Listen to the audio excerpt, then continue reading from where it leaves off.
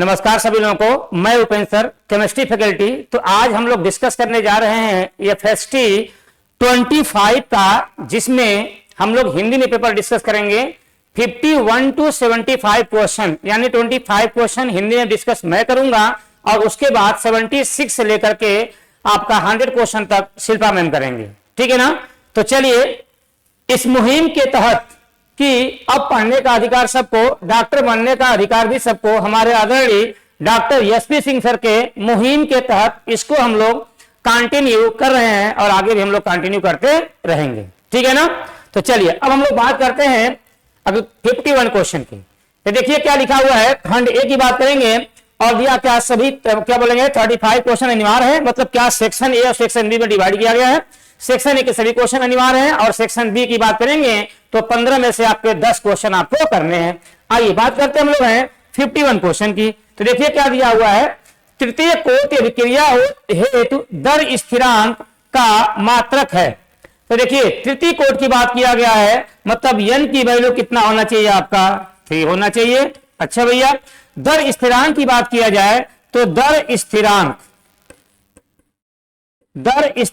की बात किया जाए तो क्या होता है, दर स्थिरांक, रेट की बात करते हैं दर स्थिरांक। तो क्या होगा आपका, यहां पे क्या होता है, मोल की पावर 1 माइनस n, लीटर की पावर n-1, और क्या होता है आपका सेकेंड इनवर्स होता है।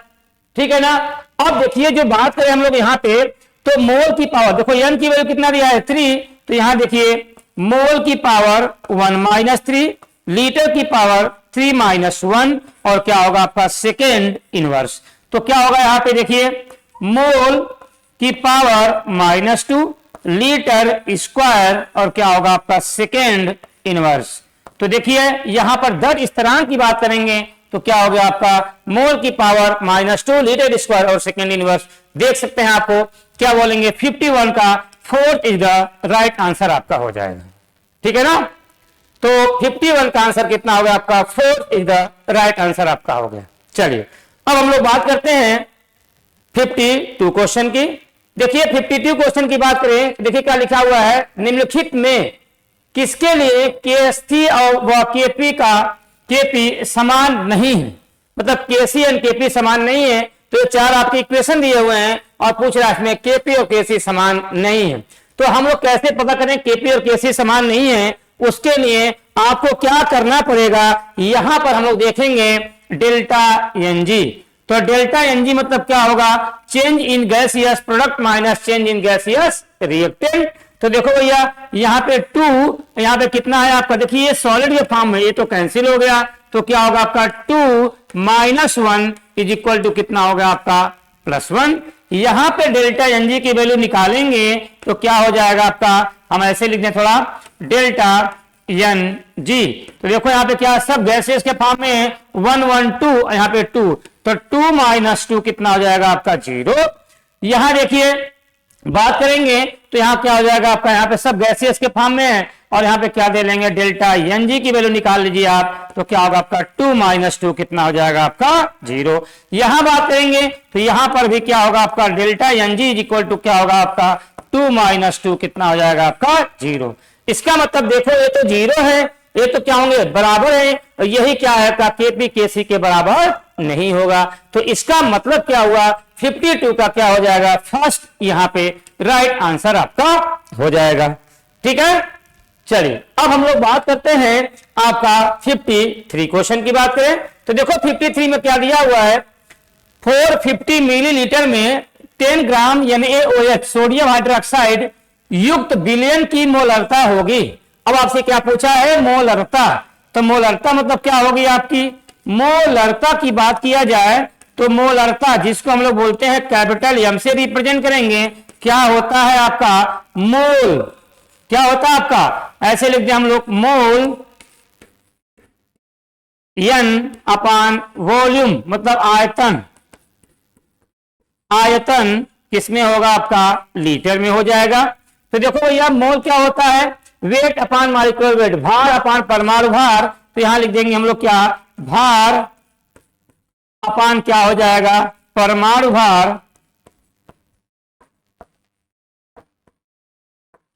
इंटू यहां क्या होगा 1 अपान आयतन, इसमें होगा आपका लीटर में। लेकिन देखो भैया यहां समझने वाली बात यह है कि क्या दिया है आपका मिलीलीटर में, तो हम लोग क्या करेंगे ऊपर 1000 से मल्टीप्लाई कर देंगे, तो इसका मतलब वेट कितना दिया है आपका 10 ग्राम, तो वैल्यू हम लोग रख देते हैं 4 अपान NaOH का। आप याद रखिएगा मोलर मास, परमाणु भार की बात करें तो कितना होता है 40 होता है, कैसे 23 प्लस 16 प्लस 1, तो जोड़ लीजिए कितना आ जाएगा 40, तो 40 हो जाएगा इंटू 1000, क्योंकि मिलीलीटर में दिया हुआ है, और क्या होगा आपका 450। अब देख लो भैया यहां से एक कट जाएगा ऐसे, यहां 0 फिर 0 ऐसे कट गया, और यहां पे 45 दूनी 90 दूनी 180, तो कितना है आपका 100 डिवाइड बाय क्या हो जाएगा आपका 180 हो जाएगा। और जब इसको आप सॉल्व करेंगे तो 18 पचे 90, 0.55 कितना आएगा आपका 6, क्या आएगा आपका मोल पर लीटर, क्या होगा आपका मोल पर लीटर हो जाएगा। तो यहां आप देख सकते हैं कौन सा आंसर होगा, यहां पे 53 का first is the right answer आपका हो जाएगा। ठीक है ना। चलिए अब हम लोग बात करते हैं यहां पर 54 क्वेश्चन की। देखिए क्या दिया हुआ, कार्बन सब ऑक्साइड में कार्बन की ऑक्सीकरण अवस्था क्या होगी। तो सबसे पहला क्वेश्चन है कार्बन सब ऑक्साइड का फार्मूला क्या होता है। तो कार्बन सब ऑक्साइड का फार्मूला की बात किया जाए तो यहां पे क्या होगा आपका CaRBON, कार्बन सब ऑक्साइड। जब कार्बन सब ऑक्साइड की बात की जाए SUB होता है, क्या बोलेंगे कार्बन सब ऑक्साइड SUBOXIDE। तो देखिए यहां पे क्या होगा C3 क्या होता है आपका O2 होता है, और यहां पे कार्बन का ऑक्सीकरण पूछा है। तो यहां सबसे पहले आप इसका स्ट्रक्चर बना लीजिए। यहां पे जब स्ट्रक्चर बना लेंगे आप तो आपका स्ट्रक्चर आपका ऐसे बन जाएगा। अब यहां पे हम लोग देखेंगे तो देखो इन दोनों में कार्बन और ऑक्सीजन की बात किया जाए तो इसकी इलेक्ट्रोनेगेटिविटी विद्युत ऋणात्मकता इसकी ज्यादा होगी, तो यहाँ -2, यहाँ क्या हो जाएगा प्लस का 2, यहाँ पे -2, तो यहाँ पे क्या हो जाएगा प्लस का 2। और देखो दोनों एटम सेम है यहाँ पे, तो इसका 0 हो जाएगा। इसका मतलब क्या हुआ +2 0 और प्लस का 2 हो जाएगा आपका ईच कार्बन का ऑक्सीकरण अंग। तो आप देख सकते हैं यहाँ पे कौन सा ऑप्शन होगा, यहाँ पे second is the right answer आपका हो जाएगा, +2 0 और प्लस का 2। ठीक है। चलिए अब हम लोग बात करते हैं 55। देखा लिखा 5 एटीएम के स्थिर वाय दाब के विरुद्ध 3 डेसीमीटर क्यूब आयतन से 6 डेसीमीटर क्यूब तक गैस के प्रसार के दौरान किया गया कार्य है। तो कार्य पूछ रहा है, मतलब कार्य की बात करें हम लोग तो कार्य मतलब क्या हो जाएगा आपका W, और W इज इक्वल टू क्या होता है बताओ P एक्सटर्नल इनटू क्या लिख देंगे हम लोग डेल्टा V लिख देंगे, और डेल्टा V P एक्सटर्नल की बात किया जाए और यहाँ पे क्या होगा डेल्टा V क्या होगा V2 माइनस V1 हो जाएगा।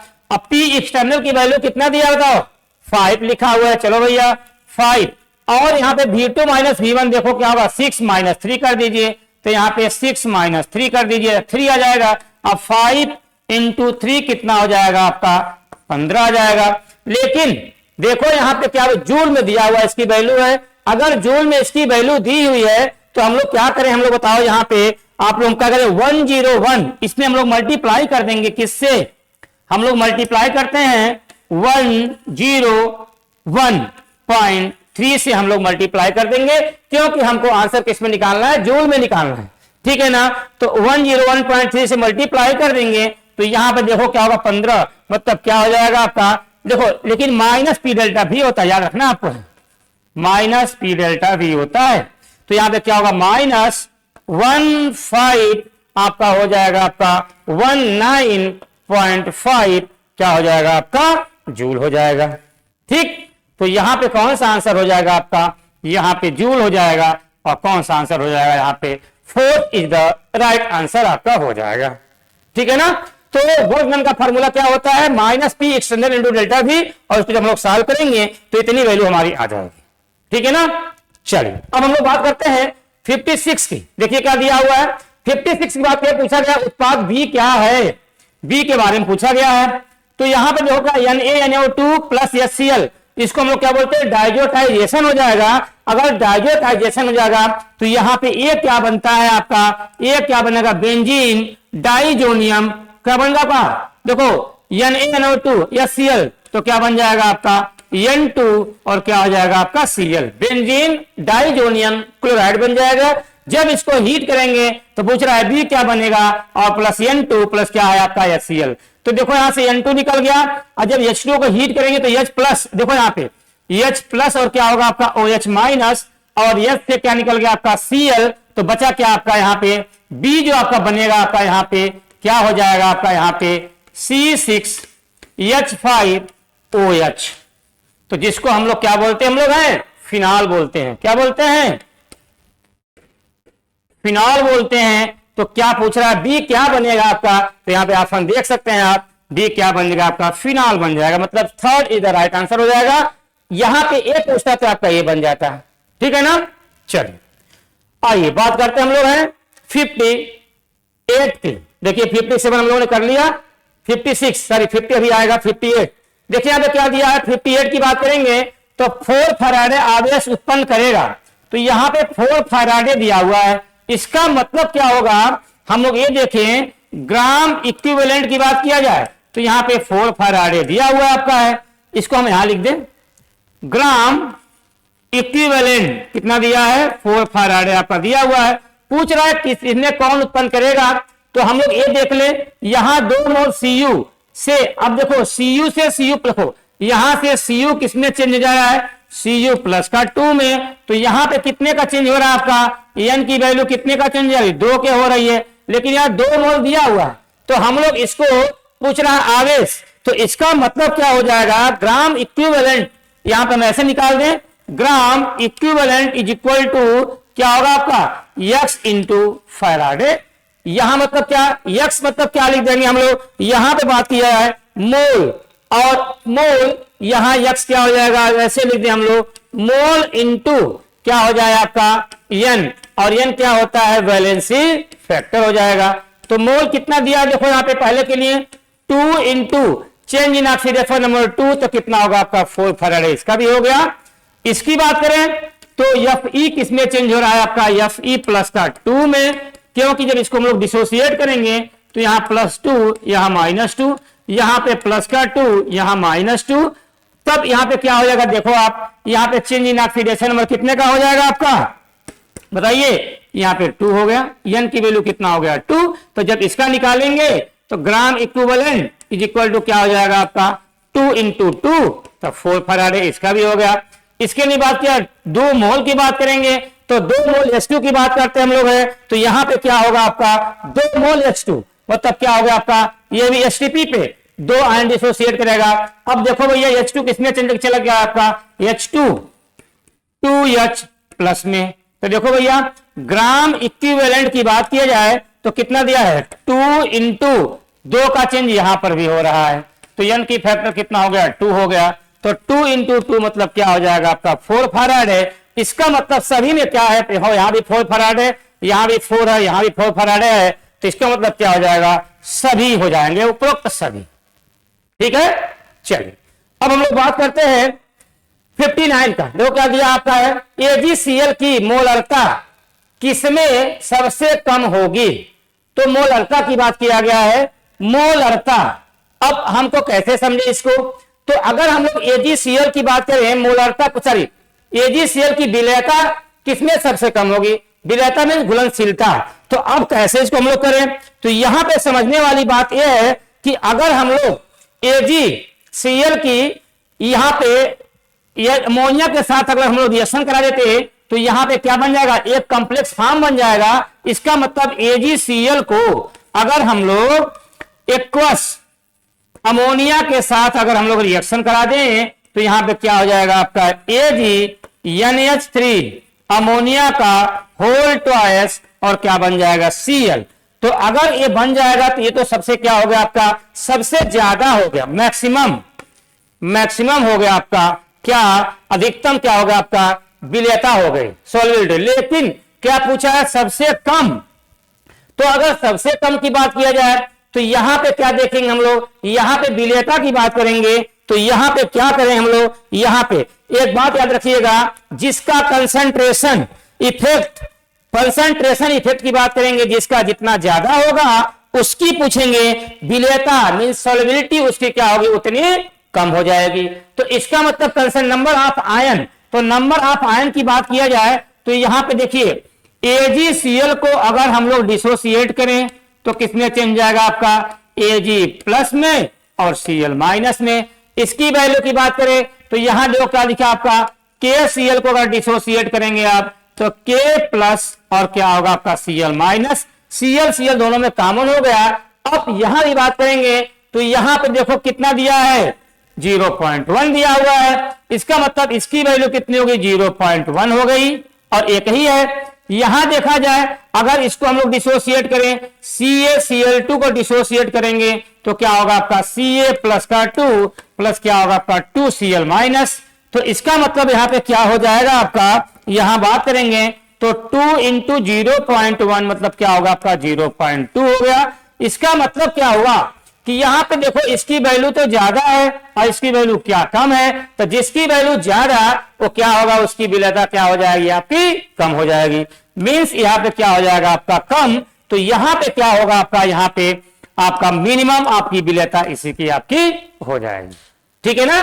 चलिए अब हम लोग बात करते हैं, हम लोग हैं यहां पे क्वेश्चन पूछा जाएगा आपसे क्या, 60। देखिए कौन सा क्वेश्चन है आपका, है 60। देखिए क्या लिखा है, यौगिक की अम्लीयता का बढ़ता हुआ सही क्रम होगा। अम्लीयता पूछा है तो याद रखिएगा, अम्लीयता मतलब पूछेंगे एसिडिक स्ट्रेंथ, एसिडिक स्ट्रेंथ की बात की जाए तो डायरेक्टली प्रोपोर्शनल टू क्या होता है आपका, एसिडिक स्ट्रेंथ की बात करेंगे तो -I -R होता है और inversely proportional to +I +R होता है। -I -R inversely proportional to +I +R होता है। अब हम लोग यहां पे हम लोग आते हैं, देखो भैया अगर यहां पूछा जाए तो यहां पे क्या लग रहा है आपका, प्लस का I। यहां देखा जाए MEO पे बोला क्या आएगा, +M आएगा, +M आएगा और क्या आएगा आपका -I +I। बताइए क्या आएगा आपका, +M और -I आ जाएगा आपका। चलो भैया अब यहां पे CCl3 की बात किया जाए तो देखो भैया अगर CCl3 की हम लोग बात करते हैं तो यहां पे देखो क्या होगा आपका COOH। तो यहां पे क्या होगा आपका, देखो आपका यहां पे 3 -I लगे हुए हैं, -I यहां पे भी है, -I यहां पर भी है, -I यहां पर भी है। यहां क्या होगा आपका +I मतलब मिथाइल होता है, +I यहां पे हो गया। इसका मतलब जिसका I जितना ज्यादा उसका एसिडिक स्ट्रेंथ अम्लीयता उसका उतना ज्यादा, तो इसका तो सबसे ज्यादा हो गया, इसका थर्ड वाले का सबसे ज्यादा, अब पॉजिटिव जितना ज्यादा उसका अम्लीयता क्या होगा उतना कम हो जाएगा। अब आप समझिए तो देखो तो इसका तो सबसे कम और इसका सबसे ज्यादा, देख लीजिए इसका सबसे ज्यादा मतलब C का सबसे ज्यादा, तो देखो C यहां पे है, सबसे कम किसका होगा आपका D का, तो देखो यहां पे D का सबसे कम। तो देख सकते हैं तो यहां पे इसी से हम लोग मैचिंग कर लेंगे तो क्या होगा, यहां पे third is the right answer आपका हो जाएगा। तो 60 का आंसर क्या होगा आपका, थर्ड हो जाएगा। ठीक है ना। चलिए अब हम लोग बात करते हैं यहां पे 61 की। देखिए क्या दिया है, कॉलम फर्स्ट के यौगिकों का कॉलम सेकेंड के उनके संकरण व आकृति से सही मिलान, संकरण और आकृति मतलब हाइब्रिडाइजेशन और क्या होगा उसका शेप क्या होगा। आइए साहब तो देखिए क्या दिया हुआ आपका है, यहां पे XeF6 दिया है, ये कंपाउंड आपके दिए हुए, पूछ रहा है यहां पर XeF6 का। तो देखो साहब अगर हम लोग XeF6 की बात करते हैं तो कितने फ्लोरीन है आपके, 6 है, तो आप ऐसे बना लीजिए।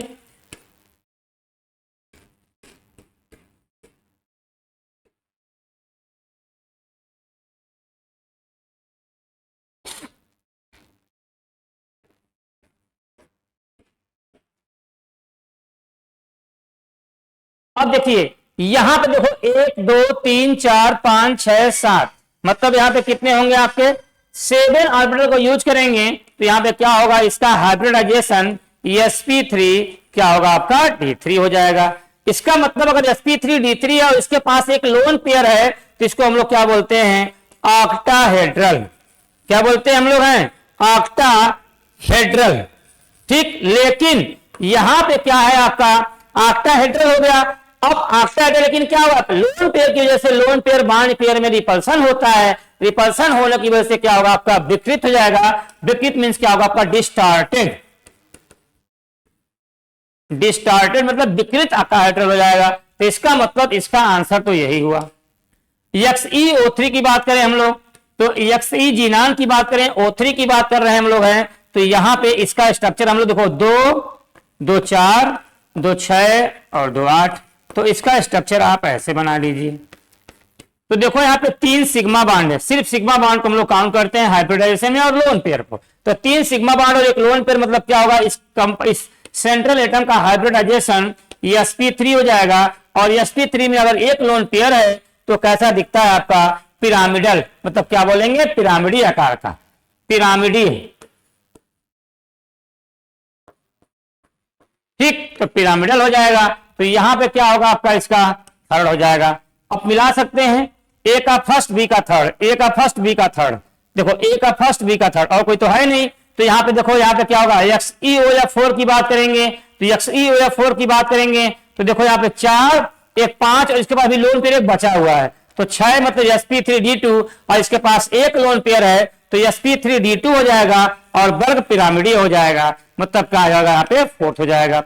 XeF4 की बात कीजिए, बहुत ही इंपॉर्टेंट है, कई बार पूछा जा चुका है। XeF4 की बात किया जाए तो इसका स्ट्रक्चर आपका ऐसे ही बनता है, F यहाँ पे F बना दीजिए, यहाँ पे F और इसके पास 2 लोन पेयर आपका एक ऊपर एक नीचे, तो क्या हो जाएगा आपका 6 ऑर्बिटल को यूज करेंगे और क्या होगा इसका हाइब्रिडाइजेशन sp3d2 हो जाएगा। और क्या होगा इसका शेप मतलब आकार क्या होगा आपका ट्राइगोनल प्लेनर, जिसको बोलेंगे वर्ग समतलीय बोलते हैं। तो डी का क्या हो जाएगा आपका सेकेंड, तो ए का फर्स्ट बी का थर्ड, ए का फर्स्ट बी का थर्ड और सी का फोर्थ, फर्स्ट ऑप्शन इधर राइट आंसर हो जाएगा आपका, ठीक है। चलिए अब हम लोग बात करते हैं 62 जो का दिया हुआ है 30 ml क्लोरोफॉर्म और 50 ml एसीटोन को मिलाकर एक अनादर्श विलयन बनाया जाता है, तब मिश्रण का आयतन होगा। तो देखो एक नॉन आइडियल सोल्यूशन है, इसमें क्लोरोफॉर्म को और एसीटोन को मिलाया गया है। तो जब क्लोरोफॉर्म की बात करें हम लोग CHCl3 क्या होगा आपका CHCl3, CH यहां पे Cl3 को अगर हम लोग एसीटोन के साथ मिला दें मतलब C डबल बॉन्ड O और यहां पे CH3, यहां पे क्या होगा आपका CH3। जब इन दोनों को मिलाएंगे तो इसमें क्या होगा आपका हाइड्रोजन बॉन्डिंग होगा, क्या होगा आपका हाइड्रोजन बॉन्डिंग हो जाएगा। जब हाइड्रोजन बॉन्डिंग हाइड्रोजन बंद हो जाएगा तो मिलाएंगे तो क्या बोलेंगे अनादर्श विलयन जो बनेगा वो जो भी मिश्रण होगा आपका इन दोनों के मिश्रण का क्या होगा आपका कम ही होगा। इसका मतलब जब दोनों को जोड़ रहे हैं तो कितना आ रहा है आपका देखो 50 ml प्लस क्या होगा आपका 30 ml, कितना हो जाएगा आपका 80 ml। अब जब मिश्रण हम लोग दोनों को मिलाएंगे कंबाइन करेंगे तो जो भी मिश्रण का आयतन होगा इससे क्या होगा आपका कम ही हो जाएगा। जब कम होगा तो आप ऑप्शन देख सकते हैं इसमें क्या होगा आपका, यहाँ पे देखो ये ज्यादा दिखा है ये कम दिखा है, तो क्या होगा आपका second is the right answer आपका हो जाएगा, ठीक है। चलिए पूछा गया कौन अधिकतम क्वथनांक प्रदर्शित करेगा। देखो क्वथनांक अधिकतम क्वथनांक की बात किया गया है, तो हम एक बात जानते हैं, क्या जानते हैं कि boiling point is directly proportional to delta TB और डेल्टा टीबी क्या होता है एलिवेशन ऑफ बॉइलिंग पॉइंट। तो जिसमें जितने जितने नंबर ऑफ आयन बनेंगे ज्यादा वही क्या होगा आपका अधिकतम क्वथनांक प्रदर्शित करेगा। तो यहां पे नंबर ऑफ आयन की बात किया जाए तो K प्लस प्लस क्या बन जाएगा Cl माइनस, 2 आयंस हो जाएंगे यहाँ पे। और यहां बात करेंगे तो Ca प्लस का 2 प्लस 2Cl माइनस, यहाँ क्या हो जाएगा 3 आयंस हो जाएंगे। और यहां बात करेंगे हम लोग तो क्या होगा आपका 3Ca प्लस का 2 प्लस क्या बनेगा 2PO4 माइनस 3, तो 3 और 2 कितना होंगे आपके 5 आयंस हो जाएंगे। तो और यहाँ पे फोर्थ में आप बना लीजिए H2O। और अगर इसको हम लोग क्या करें तो देखो सबसे ज्यादा आयंस किसमें बन रहे हैं आपके, यहाँ पे देखो 5 आयंस बन रहे हैं। तो पूछ रहा है अधिकतम क्वथनांक किसका होगा, जिसपे जितना ज्यादा नंबर ऑफ आयन बनेंगे, तो यहाँ पे क्या हो जाएगा आपका third is the right answer आपका हो जाएगा। ठीक है, चलिए अब हम लोग बात कर रहे हैं यहाँ पे 54 का, सॉरी 64 की बात करें हम लोग। तो यदि 1 बिलियन के लिए पीएच का मान कितना दिया है 5.5, तो एच प्लस आयन सांद्रता का क्या मान होगा। तो देखो भैया, अगर पीएच की वैल्यू आपका दिया है 5.5, तो अगर हमसे पूछ ले एच प्लस आयन, तो H plus ion is equal to क्या होगा आपका, क्या होगा पीएच, क्या होगा पीएच की पावर, क्या होगा आपका pH ion is equal to क्या होगा आपका, बताइए जल्दी बोलिए, क्या होगा आपका 10 to the power minus pH, या ऐसे लिख दें H plus ion is equal to minus, ऐसे भी लिख सकते हैं माइनस लॉग ऑफ क्या होगा आपका, क्या होगा आपका, तो पीएच सॉरी ऐसे बोल दें pH is equal to minus log of H plus ion. और जब हम लोग क्या करेंगे, एच आयन के बारे में पूछ रहा है, तो क्या करें हम लोग यहीं पे H ion is equal to, इसको हम लोग ऐसे लिख दें H plus ion is equal to 10 to the power minus क्या होगा आपका पीएच, तो 10 टू दी पावर माइनस 5.5, तो यहां पे 10 टू दी पावर 5 माइनस 5। अब हम लोग क्या करें, यहां पे क्या करें +1 -1 अगर हम लोग ऐड कर देते हैं, तो क्या आ जाएगा आपका 10 टू दी पावर -6। और एक बात हम लोग जानते हैं, यहां पे 10 टू दी पावर क्या होगा आपका -6 हो जाएगा, 10 टू दी पावर -6, और यहां पे 0.5, तो 0.5 की बात करें हम लोग, तो यहां पे क्या होगा आपका, यहां पे बात करें हम लोग, तो देखो 0.5 को हम लोग क्या लिख सकते हैं, 0.5 की बात करेंगे तो यहां पे क्या होगा आपका, यहां पे हो जाएगा, इसको लिख देंगे क्या 1/2 लिख सकते हैं, तो 1/2, और 1/2 तो यहां पे क्या हो जाएगा आपका 1/2, तो यहां पे लिख देंगे 10 की पावर -0.5 और 10 की पावर क्या होगा आपका √5, तो यहां पे क्या हो जाएगा आपका रूट में 10 हो जाएगा। log a इंटू बी क्या होता है, log a plus log b होता है, तो अभी हम लोग जानते हैं, तो क्या होगा आपका यहाँ पे 10 टू दी पावर -6 और रूट, तो देखो क्या हो जाएगा, आप √10 की वैल्यू कितनी होती है 3.17 इंटू 10 टू दी पावर -6 हो जाएगा।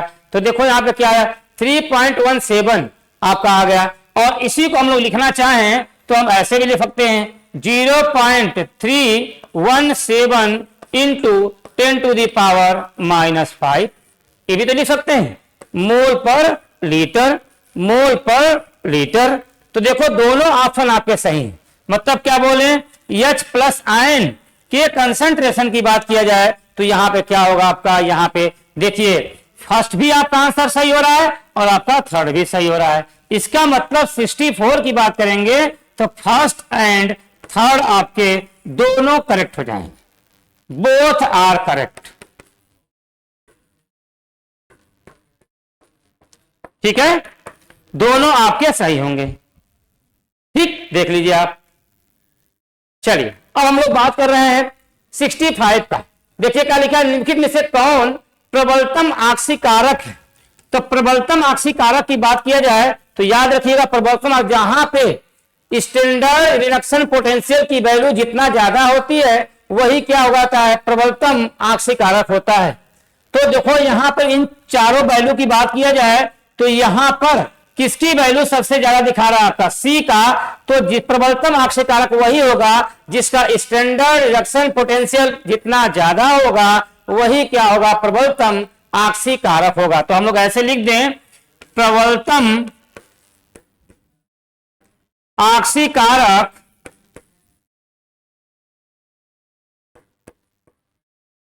Directly proportional to standard reduction potential.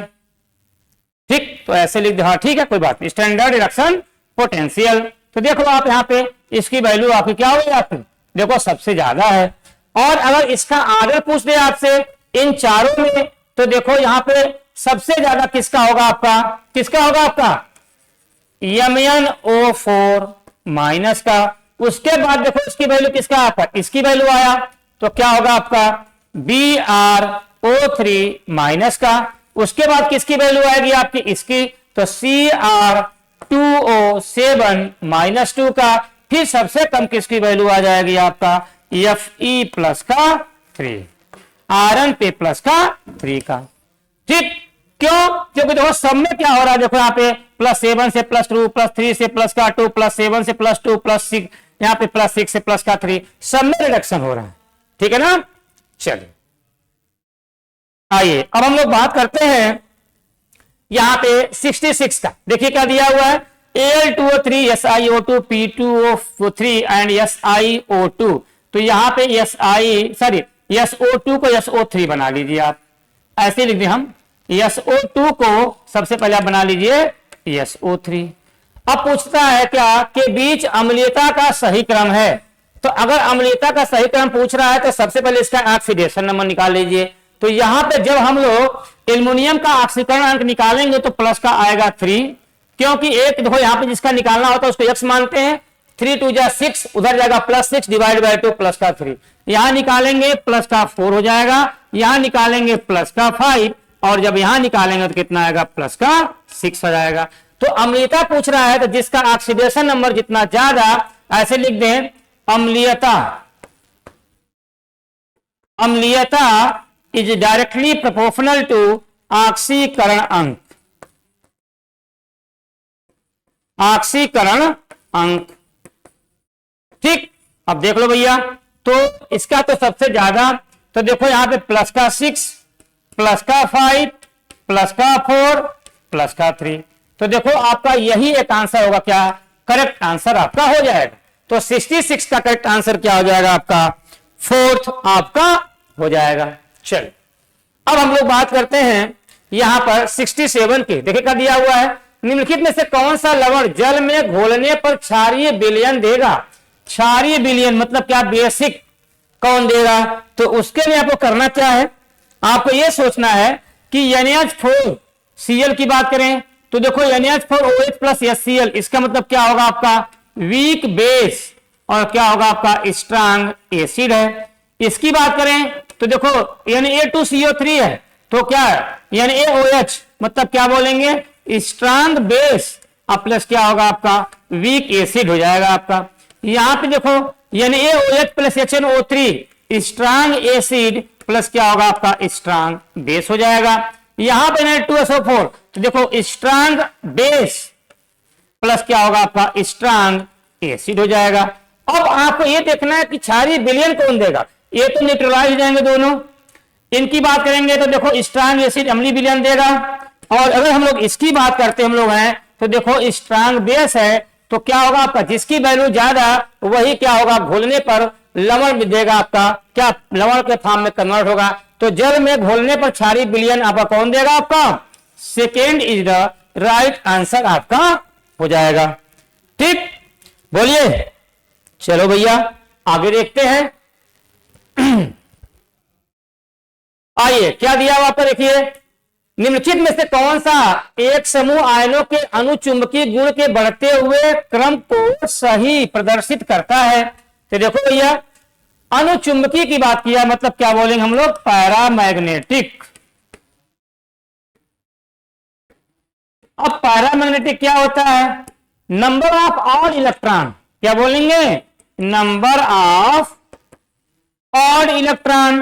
तो ऑड इलेक्ट्रॉन मतलब क्या हो जाएगा आपका 1 3 5, ये क्या होंगे आपके पैरामैग्नेटिक हो जाएंगे ETC। अब यहां पे देखते हैं, अगर हम लोग इसको देखें तो लेकिन समूह की बात किया गया है, तो अगर मैग्नीज की बात करें तो मैग्नीज का एटॉमिक नंबर कितना होता है 25। तो हम लोग कैसे लिखेंगे, आर्गन का 18, और क्या लिखेंगे हम लोग, क्या यहाँ पे 3d5 एंड 4s2। तो देखो अगर मैग्नीज के प्लस का 2 चार्ज आ जाए तो इसका मतलब यहां से 2 इलेक्ट्रॉन निकल जाएंगे, और जब 2 इलेक्ट्रॉन निकल जाएंगे तो क्या होगा आपका 3d5, और डी सबसेल में कितने होते हैं 5 ऑर्बिटल। तो देखो 1 2 3 4 और 5 हो जाएंगे। इसका मतलब क्या होगा यहाँ पे 5 आपके क्या होंगे अनपेयर्ड इलेक्ट्रॉन, अनपेयर आप 5 अयुग्मित इलेक्ट्रॉन हो जाएंगे। तो सबसे ज्यादा तो किसमें होगा आपका 5 मैग्नीज में हो जाएगा। चलो भैया यहाँ पे मैग्नीज मैग्नीज मैग्नीज प्लस 5 यहाँ पे हो गया। यहाँ क्रोमियम +2 की बात करें तो क्रोमियम का एटॉमिक नंबर कितना होता है, क्रोमियम का होता है 24। और जब इसका हम लोग इलेक्ट्रॉनिक कॉन्फ़िगरेशन लिखेंगे तो आर्गन का 18, 3d5 एंड 4s1। जब इसमें प्लस का कितना दिया है, प्लस का 2 चार्ज जब हम लोगों ने लगा दिया तो भैया यहाँ पे क्या हो गया, यहां से एक इलेक्ट्रॉन और यहां से एक इलेक्ट्रॉन निकल गया, तो बचे क्या आपका आर्गन का 18, 3d4 हो गया। और डी सबसेल में होते हैं 5 ऑर्बिटल, तो 1 2 3 4, तो कितना होंगे आपके, हो गए आपके 4 अनपेयर्ड इलेक्ट्रॉन हो गए, 4 अयुग्मित इलेक्ट्रॉन हो गए। तो यहां तो भैया कितना हो गया आपका 4 हो गया।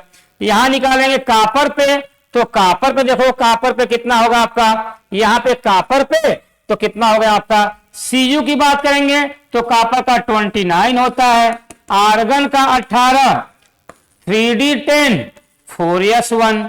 तो जब यहां से यहां प्लस का 2 चार्ज आ गया, जब कार्बन पे प्लस का कापर पे प्लस का 2 आएगा तो क्या हो जाएगा, आर्गन का 18 और यहां पे क्या होगा आपका 3d9, 4s आपका 0 हो गया। डी सबसेल की बात किया हम लोगों ने तो 1 2 3 4 5 6 7 8 9 अनपेयर्ड इलेक्ट्रॉन कितने हैं, यहाँ पे 1 अनपेयर्ड इलेक्ट्रॉन है।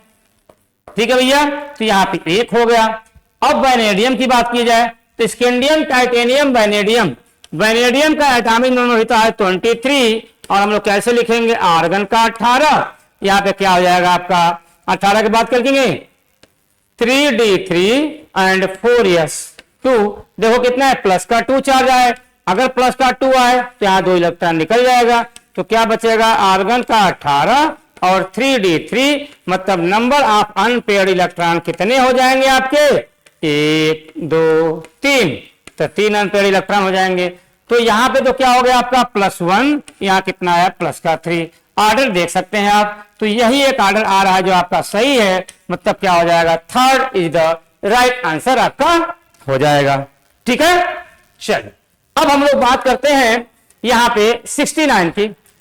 निम्नलिखित में से किस संकुल आयन में केंद्रीय धातु परमाणु sp3d2 संकरण अवस्था में पाया जाता है? तो यहां याद रखने वाली बात एक ही है, यहां अगर हम लोग समझें तो हम लोग क्या समझे, यहाँ पे ये समझते हम लोग हैं, यहां पे जो फ्लोरीन है ये क्या है आपका, वीक फील्ड लिगेंड्स है, क्या है आपका, वीक फील्ड लिगेंड है। और अमोनिया, सीएन और अमोनिया ये तीनों क्या है आपके, स्ट्रांग फील्ड लिगेंड है। तो जो स्ट्रांग फील्ड लिगेंड होता है वो इलेक्ट्रॉन की पेयरिंग करता है, और जो वीक फील्ड लिगेंड होता है वो इलेक्ट्रॉन की पेयरिंग नहीं करता है। अब अगर हम इसकी बात करें, COF6 और क्या बोले हम लोग -3, तो जब इसका हम लोग निकालेंगे ऑक्सीकरण अंक तो कोबाल्ट पे कितना आएगा, +3 चार्ज, क्योंकि एक साइड पे कितना होता है, -1 चार्ज होता है। अब हम लोग बात करें हम लोग यहाँ पे तो क्या होगा आपका, यहाँ पे कोबाल्ट पे +3, तो देखो भैया क्या होंगे आपका, आर्गन का 18, 3d7 और 4s2, +3 चार्ज है, मतलब क्या होगा 3d6 और 4s0 हो गया। डी सबसेल की बात किया गया है तो क्या होगा, 3d की बात करें हम लोग यहाँ पे तो देखो 3d में कितने हैं, 6 हैं, 1 2 3 4 5 और 6। उसके बाद कौन सा आएगा, ये तो 3d हो गया। उसके बाद कौन से आते हैं आपके, 4s आ जाएंगे। उसमें कौन से आते हैं, 4p आ जाएंगे, तो 4p आ गया आपका। तो देखो भैया कितने सबसेल को यूज करेंगे, 6 लिगेंड है तो 6 सबसेल को यूज करेंगे। तो डी वाला आगे हम लोग इसको देख लेते हैं, हम लोग हैं 1 2 3 4 5, तो क्या होगा आपका 4d हो जाएगा। तो भैया देखो यहाँ पे जो आपका क्या है, देखो यहाँ पे 4 अनपेयर्ड इलेक्ट्रॉन है, लेकिन यहाँ पे क्या है, फ्लोरीन क्या है, वीक फील्ड लिगेंड है, इसलिए इलेक्ट्रॉन की पेयरिंग कराएगा नहीं। जब पेयरिंग नहीं करेगा तो आउटर वाले डी सबसेल को हम लोग यूज करेंगे। तो कितने लिगेंड है, 6, तो एक आपका कहां होगा आपका, यहां पे, सॉरी ऐसे हम लोग देख ले थोड़ा सा, यहां पे बात करेंगे हम लोग तो देखो यहां पे यस वाले, फिर पी के 3 और यहां पे क्या होगा आपका डी के हम लोग 2 यूज कर लेंगे। क्या ये लिगेंड 6 लिगेंड को, तो हाइब्रिडाइजेशन क्या हो जाएगा यहाँ पे sp3d2 हो जाएगा, और sp3d2 होगा तो क्या होगा आपका यहाँ पे, क्या होगा, इसको बोलते हैं ऑक्टाहेड्रल। क्या होगा आपका, ऑक्टाहेड्रल, ठीक, अष्टफलकी हो जाएगा। और यहां पे देखो, यहाँ पे sp3d2 पूछा है, तो यहाँ पे क्या हो जाएगा, यहाँ पे यही आपका करेक्ट आंसर हो जाएगा। इन तीनों की बात करेंगे तो यहाँ पे स्ट्रांग फील्ड लिगेंड हो जाएंगे, तो इसका हाइब्रिडाइजेशन क्या हो जाएगा, D2sp3 हो जाएगा। ठीक, चलिए आओ भाई बताते हैं 70 क्वेश्चन के लिए क्या दिया, निम्नलिखित यौगिक का आईपीएसी नाम है। देखो भैया, अब यहां पे आईपीएसी नाम की बात किया, यहाँ पे CN भी जुड़ा हुआ है, Br भी जुड़ा हुआ, आपका OH भी जुड़ा हुआ बेंजीन से। तो हम जानते हैं प्रियोरिटी के ऑर्डर में आपका कौन पहले आता है, CN, फिर कौन सा आता है आपका OH। ये तो क्या होता है, फंक्शनल ग्रुप के प्रियोरिटी का ऑर्डर हो गया। अब जब फंक्शनल ग्रुप के प्रियोरिटी ऑर्डर में जब इसको अपने फर्स्ट मान लिया है, तो यहां पे जो आपका Br जो दिया हुआ है, ये क्या हुआ आपका सब्स्टिट्यूएंट या साइड चेन हो जाएगा। और लोएस्ट लोकेंट रूल के रिगार्डिंग हम लोग क्या करेंगे, नंबरिंग हम लोग कहां से करेंगे, 1 2 3 4 5 और 6 हो जाएगा। अब जब नंबरिंग हो गया तो हम लोग देखेंगे यहाँ पे ब्रोमीन है, यहाँ पे हाइड्रोक्सी है, तो जब ये पेरेंट फंक्शनल ग्रुप हो गया तो इसको हम लोग क्या मानेंगे, सब्स्टिट्यूएंट दोनों हो गया।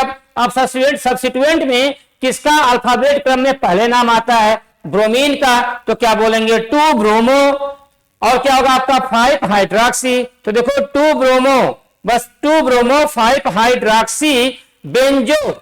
अब बेंजो ऑक्सीजन को क्या बोलते हैं, नाइट्राइल। तो देख लो भैया 2 ब्रोमो 5 हाइड्रोक्सी बेंजो नाइट्राइल, एक ही आपका आंसर है। तो 70 का आंसर कौन सा हो जाएगा, यहाँ पे second is the right answer हो जाएगा।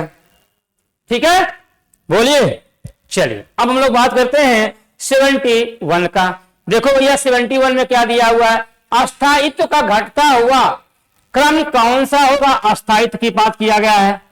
तो देखो इसको हम लोग कैसे समझें, इसको समझने के लिए हम लोग ये समझेंगे कि अगर इसका ऑर्डर पूछेगा तो सबसे पहले हम लोग क्या जानते हैं, बैक बॉन्डिंग सबसे पहले देखेंगे, उसके बाद हम लोग रेजोनेंस देखते हैं, उसके बाद हम लोग क्या देखते हैं, हाइपर कॉन्जुगेशन, और फिर क्या देखते हैं हम लोग, इंडक्टिव इफेक्ट देखते हैं।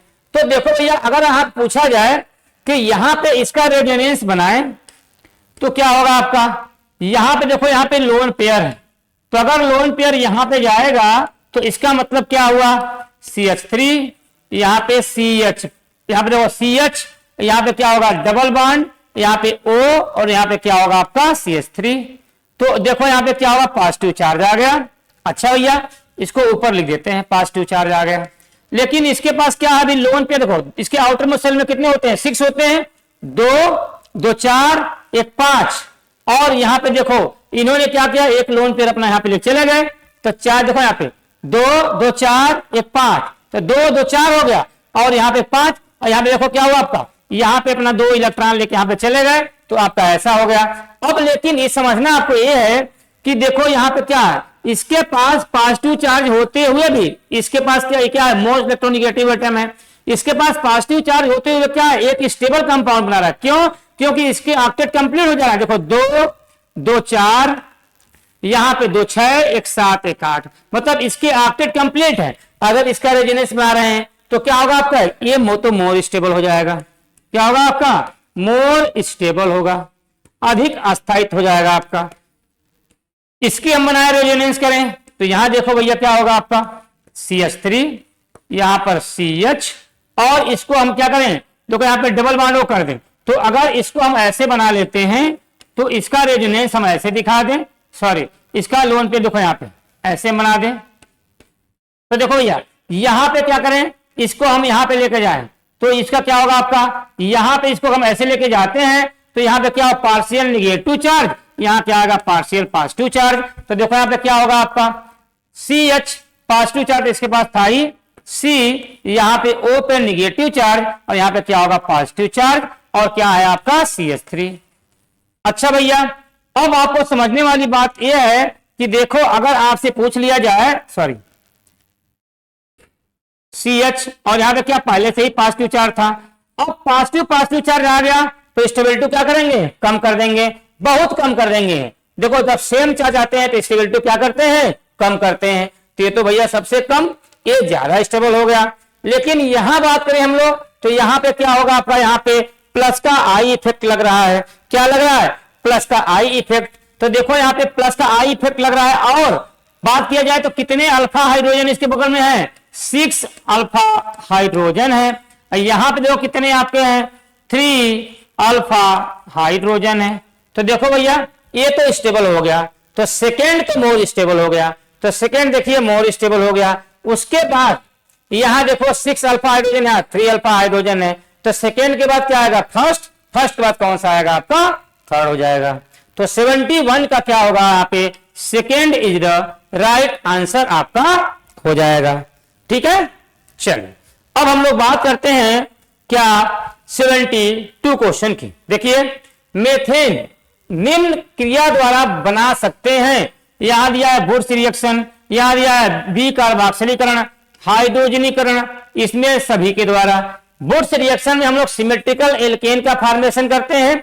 और यहां पे बात करेंगे तो क्या बोले, अगर हम लोग CH3Cl की रिएक्शन अगर हम लोग किसके साथ करा दें, यहाँ पे CH3Cl और यहाँ पे हम लोग इसके 2 मोल ले लें, 2 मोल ले लें और सोडियम ऑब्लिक ड्राई ईथर की प्रेजेंस में रिएक्शन कराएंगे तो क्या होगा, इसके 2 मोल ले लीजिए तो 2NaCl निकल जाएगा। अब क्या बन जाएगा, CH3। तो ये तो क्या बन गया आपका, एथेन बन गया।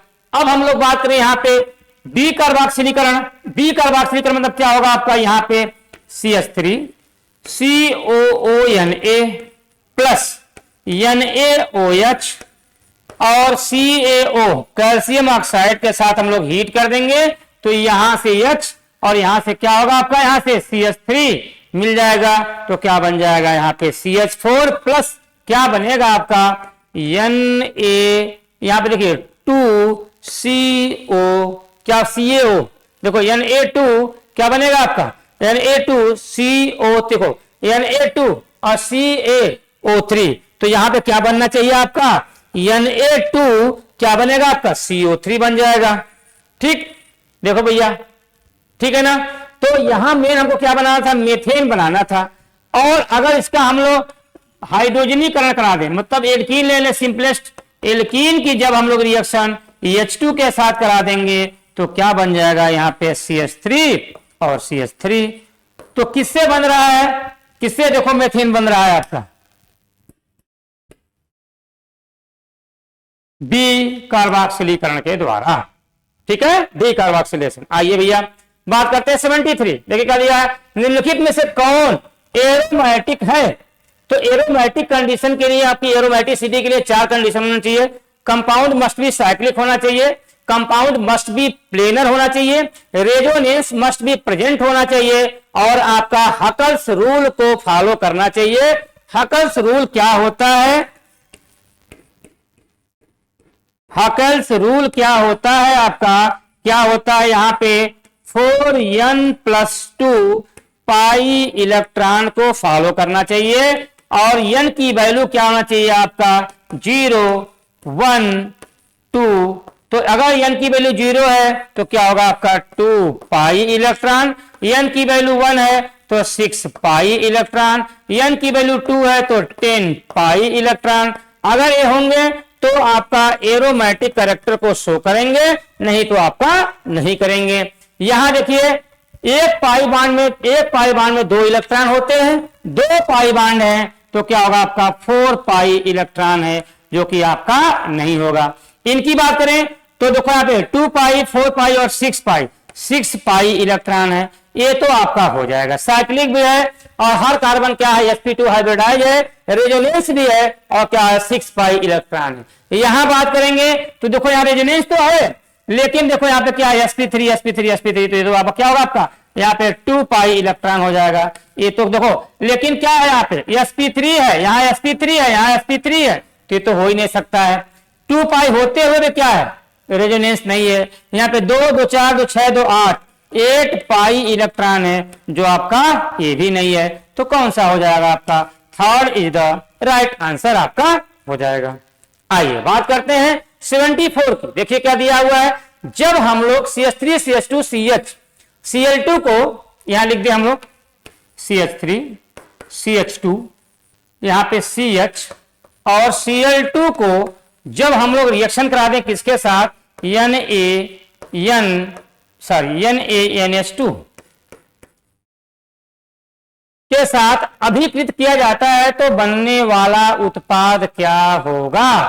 तो याद रखिएगा, जब हम लोग NaNH2 के साथ जब हम लोग रिएक्शन कराएंगे तो याद रखिएगा यहां पे हम लोग ये चीज और क्या करें, जब कराएं और लिक्विड अमोनिया ले लें, क्या ले लें, लिक्विड अमोनिया ले लेंगे तो क्या बन जाएगा, देखो यहां से आपका एक Cl और यहां से एक H निकल जाएगा, दूसरा आपका Cl और फिर यहां से एक H निकल जाएगा, तो क्या बन जाएगा आपका CH3, यहां पे क्या बनेगा CH3 single bond C triple bond क्या हो जाएगा आपका CH, तो ये क्या हो जाएगा आपका प्रोपाइन, क्या बन जाएगा प्रोपाइन हो जाएगा। तो देख सकते हैं इसमें कौन सा होगा आपका, यही second is the correct answer आपका हो जाएगा। ठीक है, बोलिए। चलिए अब हम लोग बात करते हैं 75 का। तो देखिए क्या दिया है, किस एल्किल हैलाइड में SN2 अभिक्रिया अधिकतम पाई जाती है। तो SN2 अभिक्रिया की बात किया जाए तो इसकी रिएक्टिविटी की बात करते हैं तो यहां पे 1 डिग्री 2 डिग्री और क्या होगा आपका 3 डिग्री होता है, रिएक्टिविटी का ऑर्डर होता है। और SN1 की बात किया जाए तो SN1 की बात करेंगे तो यहां पे रिएक्टिविटी का ऑर्डर होगा आपका 3 डिग्री 2 डिग्री और क्या होगा आपका 1 डिग्री होता है। आइए यहां देखते हैं, तो देखो भैया यहां पे क्या क्या हो जाएगा। आयोडीन एक ही कार्बन पर जुड़ा है, 1 डिग्री यहां पे हो गया, यहां पर भी क्या होगा 1 डिग्री हो गया, यहां देखिए 2, यहां पे 2 डिग्री हो जाएगा और यहां पे क्या होगा आपका 3 डिग्री हो जाएगा। तो SN2 के लिए पूछा है तो 1 डिग्री मतलब इसमें और इसमें कोई होगा। अब यहां पे आयोडीन दिया है, यहां पे क्लोरीन दिया हुआ है। अब अगर हम लोग बात करें RF RCl RBr और RI का, तो रिएक्टिविटी के ऑर्डर की बात करेंगे तो यहां पे क्या होगा आपका यही होगा। जब इसका होगा तो ये बहुत इजीली टूट जाएगा, और टूट जाएगा तो क्या पूछा गया, क्या क्रियाशीलता किसकी होगी आपके सबसे ज्यादा, आयोडीन का हो जाएगा। तो यहां पे 75 का आंसर कौन सा हो जाएगा, यहां पे first is the right answer आपका हो जाएगा। तो 75 का आंसर हो गया आपका फर्स्ट। और ये रहा हमारा 51 to 75 क्वेश्चन जिसको हम लोगों ने डिस्कस किया हिंदी में। इसके बाद आपका 76 से लेकर के 100 क्वेश्चन शिल्पा मैम करेंगी। आप लोगों का पेपर बहुत ही अच्छा हुआ होगा, सभी क्वेश्चन आपके एनसीईआरटी बेस्ड थे, तो आई होप आप लोगों के अच्छे मार्क्स भी आए होंगे। और जिन लोगों के क्वेश्चन गलत हुए हैं तो इसको देख करके आप लोग इसको इंप्रूव करने की कोशिश करिएगा, ताकि अगर यही क्वेश्चन या इस टाइप के क्वेश्चन नीट के एग्जाम में आए तो हमसे गलती ना हो। ठीक है ना। जय हिंद, जय भारत, नमस्कार। Hello students, welcome to the new light Prayas. I hope आप सभी बहुत अच्छे होंगे और बहुत अच्छे से अपने नीट की प्रिपरेशंस भी कर रहे होंगे। तो आज हम लोग लेकर आए हैं एफएसटी टेस्ट नंबर 25 का पेपर डिस्कशन, जिसमें स्टार्टिंग के क्वेश्चन यानी कि 51 से 75 तक का जो क्वेश्चन है वो आपको उपेंद्र सर ने डिस्कस कराए हैं। आफ्टर दिस यानी कि 76 से 100 तक के जो क्वेश्चन डिस्कशन है वो मैं करवाने वाली हूँ। तो आज का एग्जाम आपका बहुत अच्छा गया होगा, जो एफएसटी का आप एग्जाम दे रहे हैं, ठीक है, वो एग्जाम बहुत बढ़िया गया होगा आई होप। और आगे के जो डिस्कशन है यानी कि 76 से वो करवाने जा रहे हैं। तो जल्दी से क्वेश्चन नंबर 76 देखते हैं क्या बोल रहा है। 76 नंबर का क्वेश्चन कह रहा है निम्न एरोमेटिक यौगिकों में सबसे प्रबल अम्ल कौन सा है। तो जितने भी यहाँ पर ऑप्शन है सारे एरोमेटिक दे रखे हैं, पूछा जा रहा है सबसे प्रबल अम्ल कौन सा होगा। ऑप्शन दे रखे हैं ऑर्थोनाइट्रोफिनॉल, पैराक्लोरोफिनॉल, पैरानाइट्रोफिनॉल और मेटानाइट्रोफिनॉल। तो अगर हम इन तीन को देखें तो नाइट्रोफिनॉल तो सबसे ज्यादा होगा इन कंपैरिजन विद क्लोरोफिनॉल, ठीक है। तो ये ऑप्शन तो कट गया, अब बचा क्या, ऑर्थो वाला होगा, पैरा वाला होगा या मेटा वाला होगा। तो यहाँ आंसर होगा पैरा वाला, ठीक। उसके बाद ऑर्थो देन मेटा। अब देखो इसका रीजन क्या है, इसके पीछे का रीजन ये है कि पैरा नाइट्रोफिनॉल की अगर हम बात करें तो वहां पर पाया जाता है हाइड्रोजन बॉन्डिंग। याद करो आप सभी ने केमिकल बॉन्डिंग के एकदम लास्ट में जहां पर हाइड्रोजन बॉन्डिंग है ना, हाइड्रोजन आबंधन जहां पर पढ़ते हो वहां पर बताया गया है।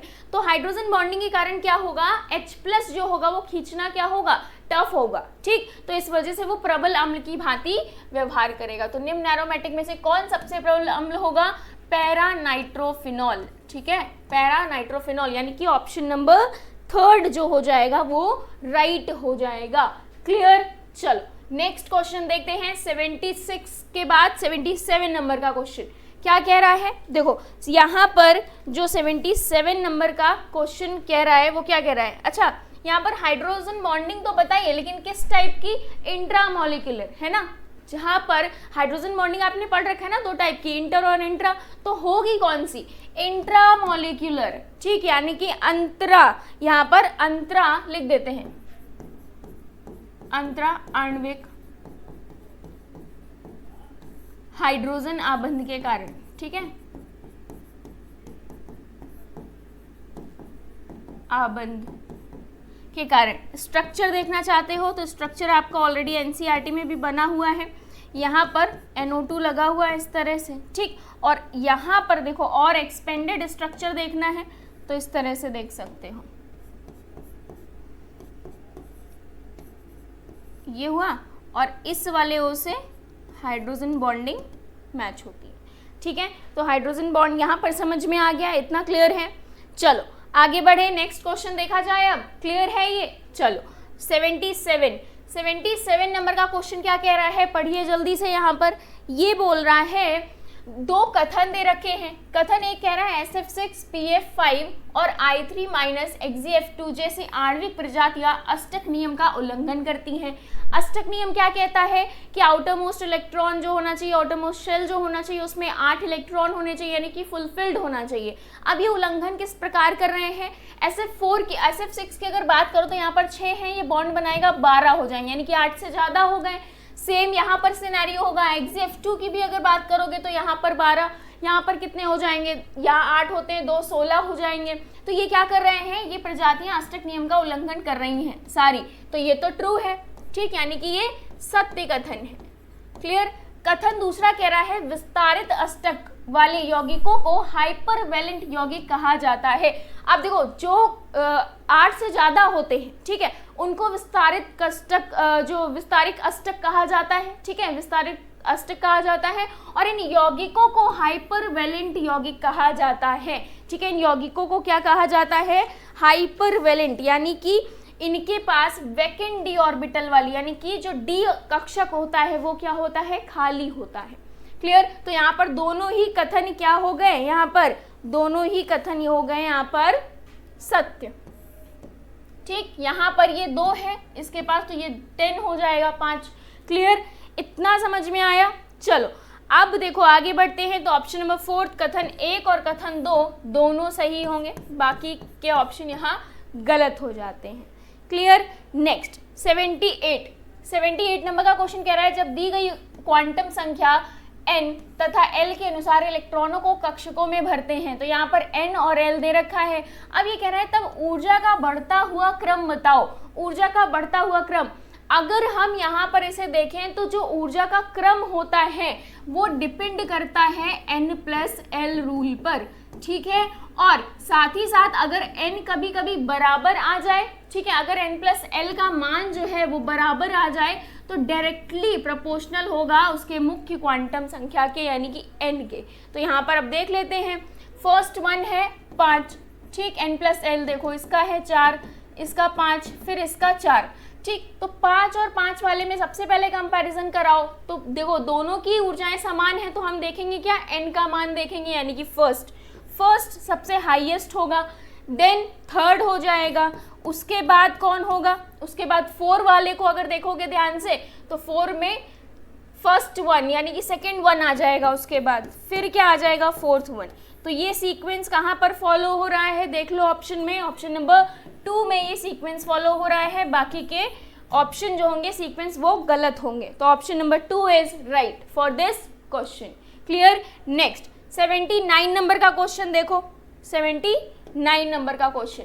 यदि 2 मोल आदर्श गैस का 27 डिग्री सेल्सियस पर समतापीय उत्क्रमणीय प्रसार 1 डेसीमीटर क्यूब से 10 डेसीमीटर क्यूब किया जाता है तो एंट्रोपी के मान में परिवर्तन क्या होगा, यानी कि डेल्टा एस आपसे पूछा जा रहा है।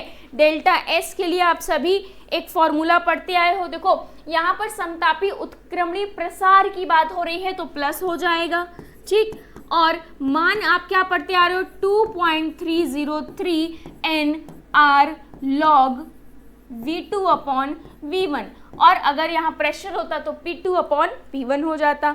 सीधे सीधे मान यहाँ पर रख दो, 2.303 n कितना है यहाँ पर देखो 2 मोल आदर्श गैस के लिए, R कितना हो जाएगा 8.314 इनटू लॉग V2 कितना दे रखा है 10 अपॉन V1 दे रखा है 1, ठीक। तो ये कितना हो गया log 10 हुआ तो यानी कि 1। क्लियर। अब इसका मल्टीप्लाई करा दो, सिंपल। जब आप इसका मल्टीप्लाई करा दोगे तो you will get the answer. क्या आ जाएगा 38.3, ठीक है। क्या आ जाएगा 38.3 आ जाएगा। क्लियर है।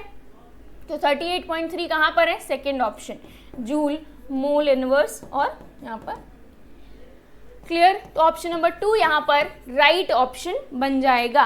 क्लियर है। नेक्स्ट 79 के बाद 80 नंबर का क्वेश्चन देखते हैं। अब ये कह रहा है निम्न यौगिकों को देखो, तो यहाँ पर ये यौगिक दे रखे हैं। अब बोला जा रहा है इसमें अम्लीयता का घटता हुआ क्रम बताओ, इनमें अम्लीयता का घटता हुआ क्रम। इसको अगर ध्यान से देखो तो -m हो रहा होगा, ठीक, -m।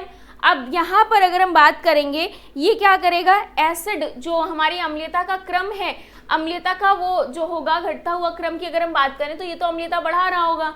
उसके बाद क्या हो जाएगा, दिस वन हो जाएगा ये -i, ठीक। तो क्रम क्या बनेगा, सबसे पहले बनेगा फर्स्ट का सबसे ज्यादा होगा, घटता हुआ क्रम है ना यहाँ पर, तो सबसे ज्यादा होगा फर्स्ट का, ठीक। उसके बाद अभी अभी देखा आपने थर्ड होगा, फिर सबसे कम किसका होगा, सेकेंड वन का होगा।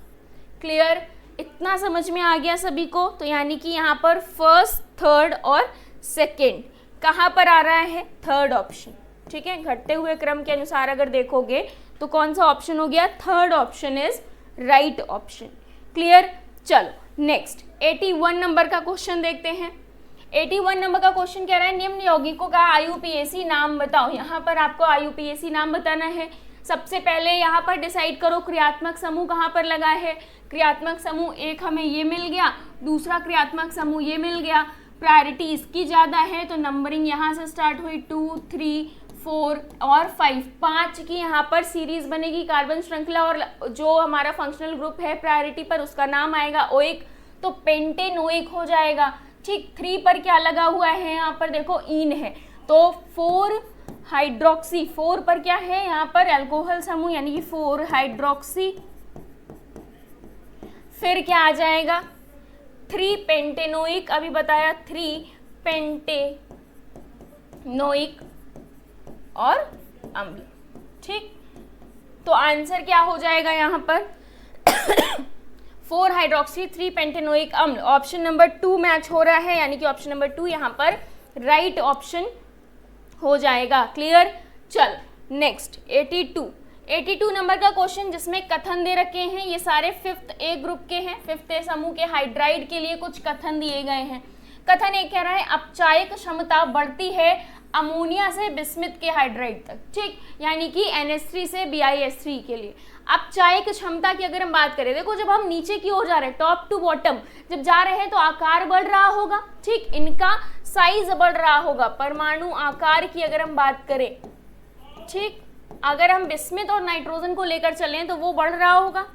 अब जब वो आकार बढ़ रहा होगा, ठीक, तो बॉन्ड लेंथ यानी कि बंध लंबाई भी बढ़ रही होगी, बंध लंबाई, ठीक, वो भी बढ़ रही होगी। क्लियर। बंध लंबाई बढ़ रही है तो हम कह सकते हैं यहाँ पर जो अपचायक क्षमता होगी वो क्या होगी, रिड्यूस होती जाएगी, यहाँ पर बढ़ती जाएगी। अपचायक क्षमता क्या हो जाएगी, बढ़ती जाएगी, ठीक। तो ये तो सही है, दिस वन इज राइट, ठीक। अब उसके बाद सेकेंड वन को अगर देखो, सेकेंड वन क्या कह रहा है, एकाकी युग्म देने की संभावना घटती है। यहाँ पर इलेक्ट्रॉन डेंसिटी अगर देखेंगे तो यहाँ पर क्या होती जाएगी, धीरे धीरे कम होती जाएगी, तो एकाकी युग्म देने की संभावना क्या हो जाएगी, घट जाएगी, तो ये भी सही है। थर्ड वन कह रहा है हाइड्राइडों का तापीय स्थायित्व घटता है अमोनिया से बिस्मिथ की तरफ, ठीक, तो जो तापीय स्थायित्व है वो घट रहा है, क्यों, क्योंकि अभी हमने देखा बंध लंबाई बढ़ रही, जाहिर सी बात है बंध को तोड़ना आसान होगा, ठीक, तोड़ना आसान होगा तो यहाँ पर तापीय स्थायित्व क्या हो जाएगा, बंध जल्दी टूट जाएगा, कमजोर होगा, तो यहाँ पर ये भी सही है, ठीक, बंध कमजोर होगा तो ये टूट जाएगा जल्दी ही, तो ये भी सही है। फोर्थ कह रहा है हाइड्राइडों का बंध कोण घटता है, तो हाइड्राइडों का इनमें बंध कोण भी धीरे धीरे घटता जाता है, तो यानी कि अगर देखें तो चारों ही सही हैं, ठीक है, चारों ही सही है, क्लियर। तो 82 का first option is right option. Next 83 की अगर हम बात करें, ये कह रहा है कौन चतुष्फल की आकृति का है। यहाँ पर देखो अगर हमें इनका संकरण पता हो तो हम इनकी आकृति निकाल सकते हैं। इसका संकरण अगर ध्यान से देखो तो DsP2 होता है, ठीक, सेम अगर हम इसकी बात करें, इसका संकरण भी DsP2 होता है, थर्ड वन का भी संकरण DsP2 होता है, लेकिन अगर हम इसके इस संकर की बात करें तो इसका होता है sp3, और sp3 के लिए आप सभी को पता है आकृति कैसी हो जाएगी, चतुष्फलकीय हो जाएगी, ठीक है, कैसी, चतुष्फलकीय। इनके लिए क्या होती है, इनके लिए वर्ग समतलीय, ठीक है, इनके लिए कैसी हो जाएगी, वर्ग समतलीय हो जाएगी। तो आंसर क्या हो जाएगा, जल्दी से बताओ, यहाँ पर ऑप्शन नंबर 4 हो जाएगा। यही पूछा गया था कौन चतुष्फल की आकृति का है।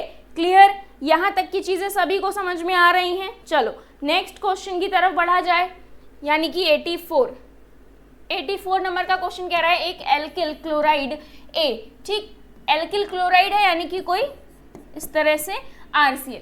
अब ये कह रहा है उसकी अभिक्रिया मैग्नीशियम से कराते हैं, इसकी अभिक्रिया हमने मैग्नीशियम के साथ करा दी, तो शुष्क ईथर की उपस्थिति में, यहाँ पर शुष्क ईथर की उपस्थिति में ये अभिक्रिया हो रही है, ठीक।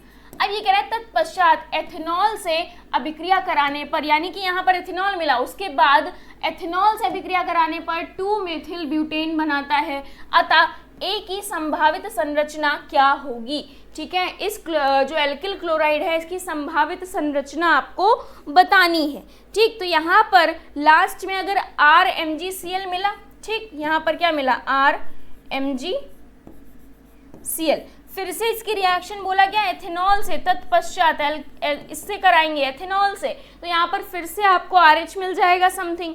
तो अगर हम ऑप्शंस को ध्यान से देखें, ऑप्शंस को अगर ध्यान से देखोगे तो यहाँ पर आपको थर्ड वाले में तो एक पेंटेन की संरचना मिल रही है जो कि गलत होगा, फर्स्ट और सेकंड ही होगा जो हमारा आंसर होगा, ठीक है, फर्स्ट और सेकंड में ही हमारा राइट आंसर होगा। तो यहाँ पर जो ऑप्शन होगा दोनों 1 and 2 is the right option, ठीक है। 84 का 4 नंबर का क्वेश्चन यहाँ पर राइट हो जाएगा। क्लियर है। चलो नेक्स्ट क्वेश्चन देखते हैं। 85 नंबर का क्वेश्चन कह रहा है कोबाल्ट 3+ आयन के लिए चक्रण चुंबकीय आघूर्ण बताओ, ठीक है। तो यहाँ पर फॉर्मूला क्या होता है, √n+2, ठीक। अब देखो चुंबकीय आघूर्ण अगर आपको यहाँ पर निकालना है तो कैसे निकालोगे, फॉर्मूला पता है, लेकिन कोबाल्ट के लिए जो अयुग्मित इलेक्ट्रॉन होते हैं वो बताना है। लेकिन अगर यहाँ कन्फिग्रेशन कोबाल्ट का देखो कितना होता है, 3d7 और 4s2, ये तो नॉर्मल होता है, ठीक। अब देखो यहाँ पर ये क्या कह रहा है, 3+ के लिए तो 2 यहाँ से चले गए, एक यहाँ से चला गया, बचा गया 3d6 का अगर आप यहाँ पर वितरण देखोगे तो d में 5 होते हैं, 1 2 3 4 5, ठीक। तो इस तरह से यहाँ पर इलेक्ट्रॉन फिल हो गए और इधर तो बचा क्या, 4 यहाँ पर अयुग्मित इलेक्ट्रॉन है, तो यानी कि यहाँ पर जो संख्या आएगी वो हो जाएगी 4 + 2, ठीक। कितना बन गया ये, 6 चौको 24, यानी कि √24 को हम और क्या लिख सकते हैं, 2√6 भी लिख सकते हैं। तो आंसर क्या हो जाएगा, 2√6, यानी कि ऑप्शन नंबर 2 यहाँ पर सही हो जाएगा। अच्छा एक करेक्शन है, क्या करेक्शन है, यहाँ पर देखो फोर्थ ऑप्शन में √24 है, तो √24 आंसर ही तो है, और उसको अगर हम एक्सपैंड करेंगे तो वो 2√6 हो जाएगा। तो आंसर दोनों करेक्ट है, बट ऑनलाइन में आपको करेक्शन करवा दिया गया है। क्या है यहाँ पर फोर्थ ऑप्शन क्या करवा दिया गया है, √36 करा दिया है। उससे क्या होगा कि आपका जो आंसर की में आंसर है वो एज इट इज बना रहेगा, तो आपको कंफ्यूजन नहीं होगी। ठीक है, क्लियर। चलो, तो 85 यहाँ पर समझ में आ गया, ये ऑप्शन √36 कर लो। ठीक है, तो आंसर हमारा अल्टीमेटली क्या हो जाएगा, यहाँ पर 2√6। ठीक है, क्लियर। चलो नेक्स्ट क्वेश्चन देखें, 86 नंबर का क्वेश्चन देखते हैं जल्दी से। 86 नंबर का क्वेश्चन कह रहा है, निम्न में कौन जलीय विलयन में अधिकतम मोलर चालकता प्रदर्शित करेगा। ठीक, तो मोलर चालकता अधिकतम कौन प्रदर्शित करेगा, मोलर चालकता की बात हो रही है, यानी कि मोलर कंडक्टिविटी की बात हो रही है। कौन करेगा, यानी कि जहां पर नंबर ऑफ आयन, ठीक है, आयनों की संख्या ज्यादा होगी वही सबसे ज्यादा मोलर चालकता को प्रदर्शित करेगा। तो यहाँ पर क्या लिख सकते हैं हम लोग, आयनों की संख्या पर, आयनों की संख्या पर निर्भर करेगा। ठीक, अब अगर ये बढ़ रहा होगा तो ये भी बढ़ेगा, ये घट रहा होगा तो ये भी घटेगा। ठीक, क्लियर। अब देखो इनको अगर हम ध्यान से देखें, ठीक है, इनको अगर आप देखोगे तो फर्स्ट वन वाला तो आयनाइज ही नहीं होगा, ये वाला तो आयनन इसका होगा ही नहीं, वियोजन नहीं होगा। ठीक, तीनों को देखो तो यहाँ पर अगर आप संख्या कैलकुलेट करोगे तो यहाँ पर इसकी मिलेगी 2 और इसकी मिलेगी 3 और यहाँ पर इसको मिलेगा 4। ठीक, 4 में, तो यहाँ पर आंसर क्या हो जाएगा, 4 आयन मिलेंगे। तो सबसे ज्यादा आयन किस में है, फोर्थ में, आयन जिसमें सबसे ज्यादा मोलर चालकता उसमें सबसे ज्यादा, तो फोर्थ ऑप्शन यहाँ पर राइट ऑप्शन हो जाएगा। क्लियर, तो फोर्थ ऑप्शन क्या हो जाएगा यहाँ पर, राइट। अधिकतम मोलर चालकता पूछा जा रहा था, यही आंसर सही है। नेक्स्ट 87 नंबर का क्वेश्चन है जिसमें कथन दे रखे हैं और बोला जा रहा है कौन सा कथन असत्य है ये आपको बताना है। ठीक है, कौन सा कथन असत्य है ये आपको बताना है। अब देखो फर्स्ट वन कह रहा है कि औद्योगिक स्तर पर एथाइन का निर्माण कैल्शियम कार्बाइड की जल से अभिक्रिया द्वारा होता है। ये क्वेश्चन का जो रिएक्शन है, अभिक्रिया एनसीईआरटी में दे रखी है। बोला क्या जा रहा है, हमें निर्माण किसका कराना है, एथाइन का, यानी कि एसिटिलीन वहां पर बन रही होती है। ठीक, कैल्शियम कार्बाइड की हम रिएक्शन किसके साथ कराते हैं, जल के साथ कराते हैं। तो यहाँ पर क्या मिलता है अभिक्रिया कराने पर, एथाइन यानी कि C2H2 मिलता है प्लस CaOH का होल ट्वाइस, ये मिलता है।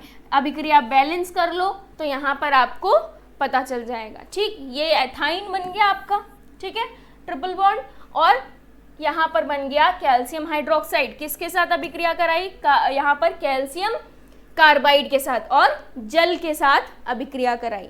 ठीक है, इतना क्लियर। तो यानी कि ये तो सत्य है, हमें ढूंढना क्या है, असत्य। सेकंड कह रहा है एल्केन के प्रमुख स्रोत पेट्रोलियम और प्राकृतिक गैस है, ये भी सत्य है। थर्ड वन कह रहा है तृतीयक कार्बोधनाइन प्राथमिक कार्बोधनाइन से कम स्थायी होता है, गलत, यही हमारा आंसर है। ये कह रहा है जो तृतीयक कार्बोधनाइन होते हैं वो प्राथमिक कार्बोधनाइन से ज्यादा स्थायी होते हैं, कम नहीं होते हैं, ज्यादा होते हैं जो तृतीयक होते हैं। तो यही हमारा आंसर हो गया। फोर्थ वन भी चेक कर लेते हैं, अल्कोहल का अम्लीय निर्जलीकरण करने पर एल्कीन बनती है, ये भी सही है। ठीक, तो असत्य यहाँ पर पूछा गया था, तो असत्य क्या हो गया यहाँ पर, थर्ड वाला। ठीक है, थर्ड वन।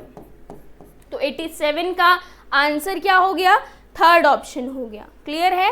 चलो नेक्स्ट 88 नंबर का क्वेश्चन कह रहा है कौन सा कथन असत्य है। सेम वैसे ही फर्स्ट वन कह रहा है बेंजोइक अम्ल के सोडियम लवण को सोडा लाइम के साथ गर्म करने पर बेंजीन बनेगी। ये रिएक्शन भी आपको एनसीईआरटी में दे रखी है। ठीक है, इस रिएक्शन का नाम क्या है बताओ जल्दी से कमेंट सेक्शन में। ये रिएक्शन भी आपको एनसीईआरटी में बताई गई है। कौन सी है, विकार्बोक्सिलीकरण। कौन सी है, विकार्बोक्सिलीकरण। ठीक है, तो ये सत्य है। तो आंसर तो नहीं होगा। सेकंड कह रहा है बेंजीन की एल्किल हैलाइड से निर्जल AlCl3 की उपस्थिति में क्रिया कराने पर एल्किल बेंजीन बनती है, एल्किल बेंजीन बनती है। ये कौन सी है? ये फ्रीडल क्राफ्ट, ये फ्रीडल क्राफ्ट है, फ्रीडल क्राफ्ट एल्काइलेशन, ठीक है, एल्काइलेशन। ठीक, थर्ड वन क्या कह रहा है? ब्यूटेन का क्वथनांक प्रोपेन से अधिक होता है, ब्यूटेन का क्वथनांक प्रोपेन से अधिक होता है। जो हमारा क्वथनांक होता है वो डिपेंड किस पे करता है? वो डिपेंड करता है आपके यहाँ पर आणविक भार पर, ठीक, आणविक द्रव्यमान पर। तो ये भी क्या है? सत्य है, ठीक है, ये भी क्या है? सत्य है। फोर्थ वन की अगर हम बात करें यहाँ पर, ये क्या कह रहा है? अल्कोहल का क्वथनांक कार्बोक्सिलिक अम्ल से अधिक होता है। तो यही हमारा क्या है? राइट आंसर हो जाएगा, यानी कि ये क्या है? असत्य है। यही ऑप्शन क्या हो जाएगा? राइट ऑप्शन हो जाएगा। क्लियर? इतनी चीजें समझ में आ गई। ठीक, अच्छा रीजन क्या है? अगर हम अल्कोहल की बात कर रहे हैं, ये अल्कोहल है और यहाँ पर कार्बोक्सिलिक अम्ल है, ठीक, यहाँ पर ये कह रहा है अल्कोहल का क्वथनांक कार्बोक्सिलिक अम्ल से अधिक होता है, ये बोला जा रहा है, ठीक, लेकिन ये तो गलत है, ठीक, ये गलत है। यहाँ पर इस तरह से होना चाहिए, ठीक, ये होना चाहिए। देखो दोनों में हाइड्रोजन बॉन्डिंग है, पहली चीज, ठीक, तो इस वजह से ये आंसर क्या हो गया? असत्य हो गया। अगर वहीं पर उल्टा लिख देते तो ये भी हमारा सही हो जाता। हाइड्रोजन बॉन्डिंग के साथ साथ एक चीज और है, क्या है? डिमराइजेशन भी है, ठीक, जिसकी वजह से इसका क्वथनांक क्या हो गया? अधिक है, ठीक, यहाँ पर कार्बोक्सिलिक अम्ल का क्वथनांक अधिक है। क्लियर? तो आंसर हमारा फोर्थ ऑप्शन राइट हो गया। डन। चलो नेक्स्ट 89 नंबर का क्वेश्चन कह रहा है परमाणु क्रमांक 108 हेतु IUPAC नाम बताओ। तो 108 के लिए आपको पता है 1 के लिए अन होता है, 0 के लिए नील होता है और 8 है तो ऑक्ट होता है, लास्ट में ईएम जोड़ दो तो अन नील ऑक्टियम।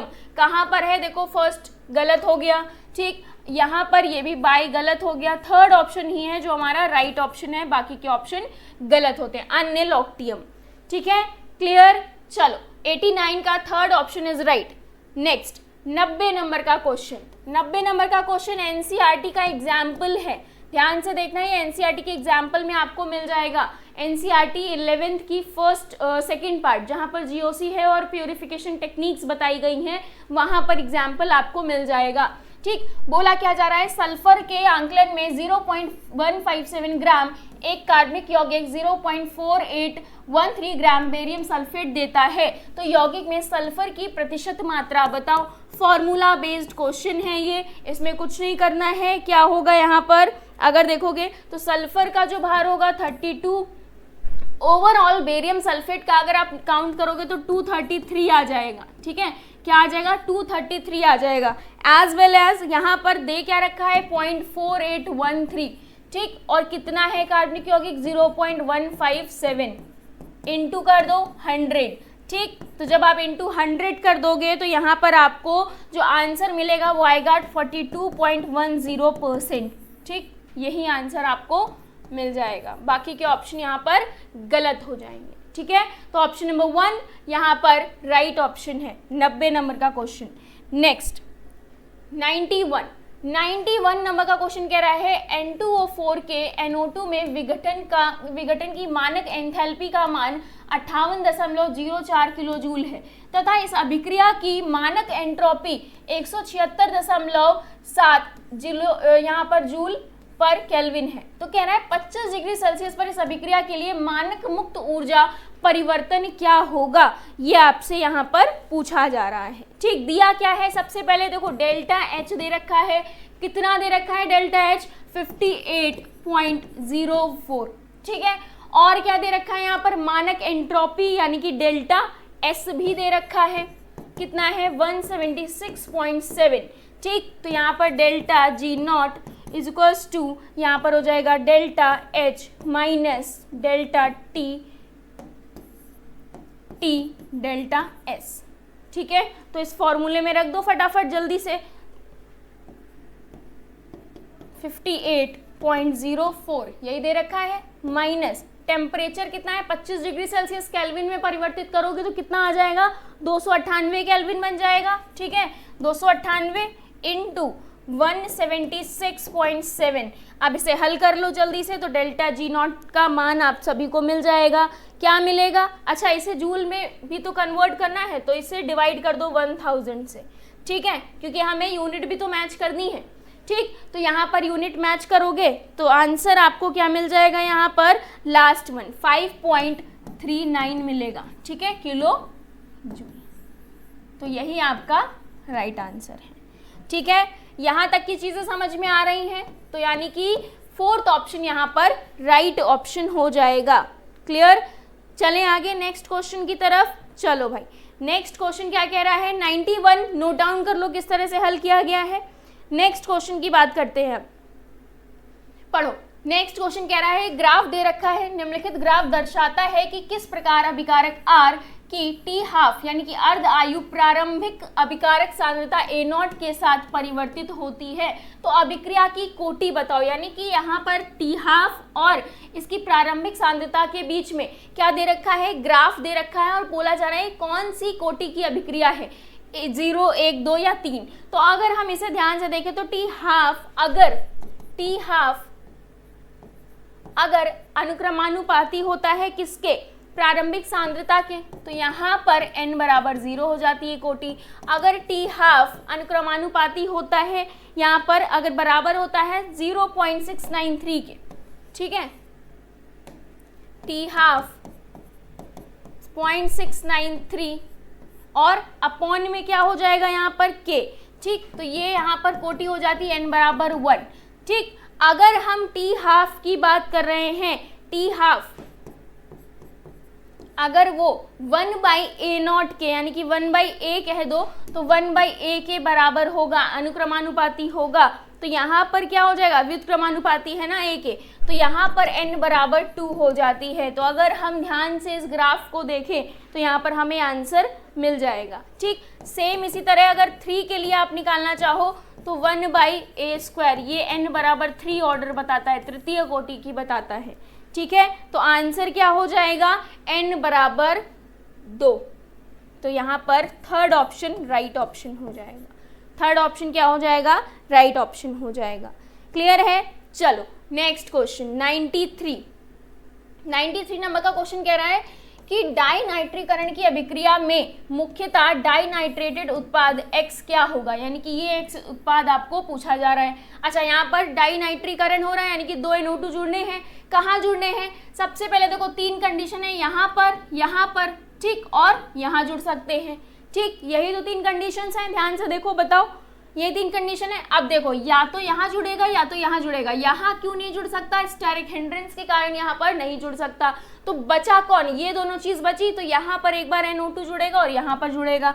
अब ऑप्शन मैच कर लो, यहाँ पर फर्स्ट ऑप्शन ये हमारा आंसर लग रहा है, क्योंकि देखो यहाँ पर जुड़ नहीं सकता, पहले ही बताया, तो ये गलत हो गया। सेम यहाँ पर वही कंडीशन जा रही है और ये कंडीशन यहाँ पर भी सेम आ रही है। ठीक, तो ऑप्शन नंबर 1 ही यहाँ पर राइट आंसर मिल गया। क्लियर, तो फर्स्ट ऑप्शन यहाँ पर क्लियर है। डन, चलो, तो 93 का first option is right option. Next 94 number का क्वेश्चन कह रहा है यहाँ पर, जब 3 अम्लीय विलयन के समान आयतन जिनके pH 3, 4, 5 है, ठीक है, 3 अम्लीय विलयन हैं जिनके समान आयतन पर pH कितने हैं, 3, 4 और 5 को एक बर्तन में मिलाया जाता है, तो विलयन के मिश्रण में pH क्या होगी। विलयन का जब मिश्रण बन जाएगा तो आफ्टर ऑल उसकी pH क्या होगी आपको बताना है। ठीक, तो अगर हम यहाँ पर नॉर्मेलिटी देखें, H+ देखें इसके लिए, तो कितना बन जाएगा, 10⁻⁻ pH। ये फॉर्मूला पढ़ते आ रहे हैं।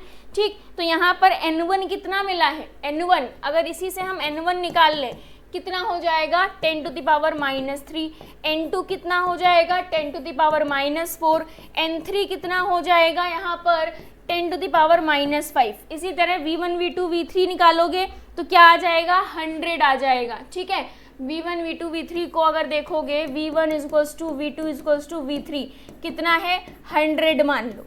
ठीक है, इसे क्या मान लोगे, 100 मान लोगे। इतना समझ में आया सभी को, तो यहाँ पर फॉर्मूला लगा दो, N1 V1 प्लस N2V2 और plus N3V3 is equals to N3V3 is equals to NV1 V2 और V3। यहाँ पर मान पुट कर दो, तो सिंपली अगर आप ये जो मान दे रखे हैं N1 की जगह पुट कर दो।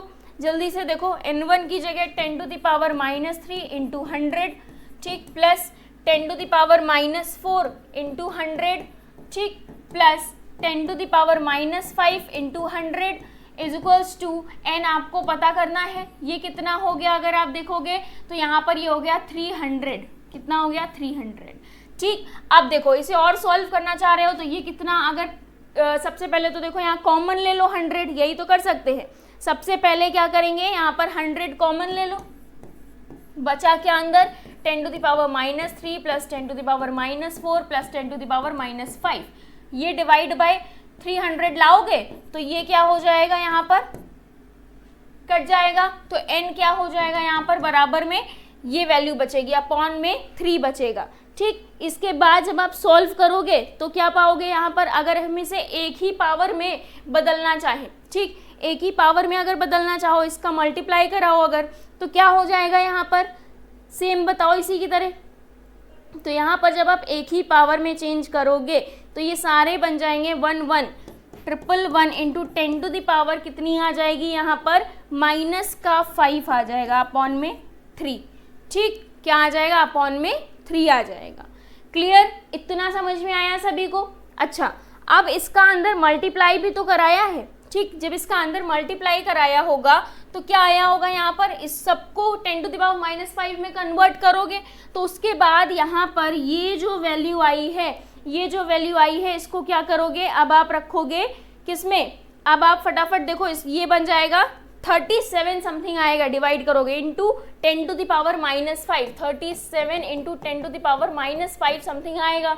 इसे और चेंज करोगे तो ये कितना बन जाएगा 3.4 इंटू 10 टू द पावर -4, तो H प्लस आपको मिल जाएगा यहाँ से, ठीक। अब H प्लस मिल गया तो pH is equals to formula क्या रख दोगे, 4 माइनस लॉग 3.7 बन जाएगा, ठीक है। जब आप इसे और सॉल्व करोगे, थोड़ा सा कैलकुलेटिव है, जब आप सॉल्व करोगे तो आपको आंसर क्या मिल जाएगा, ऑप्शन नंबर 2 मिल जाएगा। क्लियर, ऑप्शन नंबर 2 आपको यहाँ मिल जाएगा।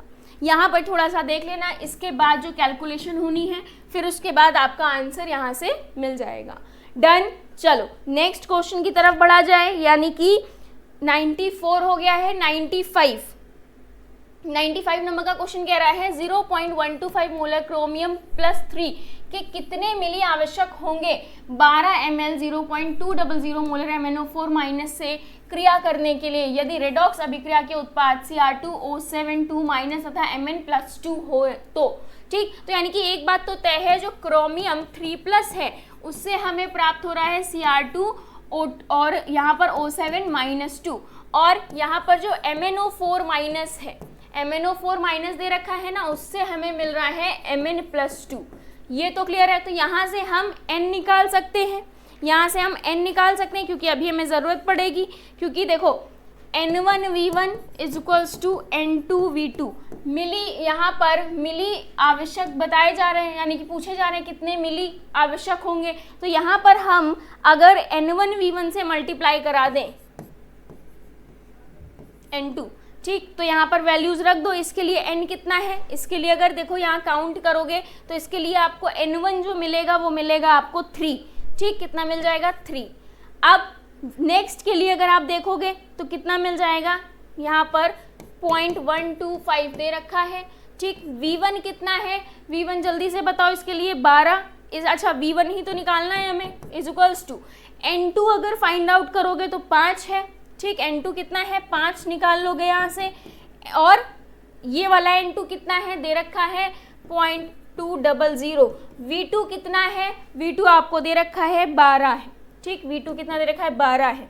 सॉल्व कर लो V1, जब आप इसे सॉल्व करोगे, ठीक है, जब आप इसे सॉल्व करोगे तो V1 आपको क्या मिल जाएगा, यहाँ पर 32 ml मिल जाएगा। V1 क्या मिल जाएगा 32 ml, ठीक, यानी कि फोर्थ ऑप्शन यहाँ पर राइट ऑप्शन हो जाएगा। Fourth option will be the right option, ठीक। ये वैल्यूज आपको N1 N2 इस तरह से निकालनी है यहाँ से, ठीक, यहाँ से n फैक्टर आप निकाल लोगे। क्लियर? यहाँ तक की चीज़ें सभी को समझ में आ रही हैं। नेक्स्ट आगे बढ़े, यहाँ तक की क्लियर चीज़ें नोट कर लो, ठीक है? यहाँ तक की चीज़ें नोट कर लो फटाफट। चलो अब नेक्स्ट क्वेश्चन की तरफ बढ़ा जाए। नेक्स्ट क्वेश्चन यानी कि 96 नंबर का क्वेश्चन कह रहा है, यदि 0.1 मोल पर लीटर वाला विलयन चालकता सेल में उपस्थित हो जिसमें 100 सेंटीमीटर स्क्वायर क्षेत्रफल वाले इलेक्ट्रोड 1 सेंटीमीटर की दूरी पर स्थित हैं तथा प्रतिरोध कितना है 5 × 10³ ओम हो, तो विलयन की मोलर चालकता क्या होगी, यह आपको बताना है। तो मोलर चालकता के लिए फॉर्मूला आप सभी को पता है, यहाँ पर क्या होता है 1000 यहाँ पर K अपॉन में क्या हो जाता है यहाँ पर मोलरता यानी कि M। ठीक, अब देखो ये आपको दे रखा है, K पता करना है। K कैसे पता करोगे? K पता करोगे सेल स्थिरांक से। K कैसे पता करोगे? सेल स्थिरांक से। क्या होता है सेल स्थिरांक? L/A। ठीक, L/A। अब L क्या है दे रखा है, देखो 1 क्वेश्चन में, क्वेश्चन पढ़ो यहाँ पर 100 सेंटीमीटर स्क्वायर वाला क्षेत्रफल यानी कि 100 यानी कि 1। अब साथ ही साथ यहाँ पर अगर आप देखोगे तो A क्या है, A अगर देखोगे तो 100, तो ये हो गया कितना यहाँ पर 1/100 कितना आ गया, ये जल्दी से बताओ 1/100 0.01 आ गया, यानी कि सेल स्थिरांक कितना पता चल गया। अब इसके बाद अगर आप यहाँ देखो K × R भी तो होता है, K × R प्रतिरोधकता आपको दे रखी है, K आपको पता है। ठीक, इतना क्लियर? यहां तक की चीजें क्लियर है। अब देखो इसके बाद K × R की अगर हम बात कर रहे हैं तो K निकालना है। ठीक, R आपको ऑलरेडी दे रखा है क्वेश्चन में। R देखो 5 × 10³ यानी कि 5000 लिख लें इसे।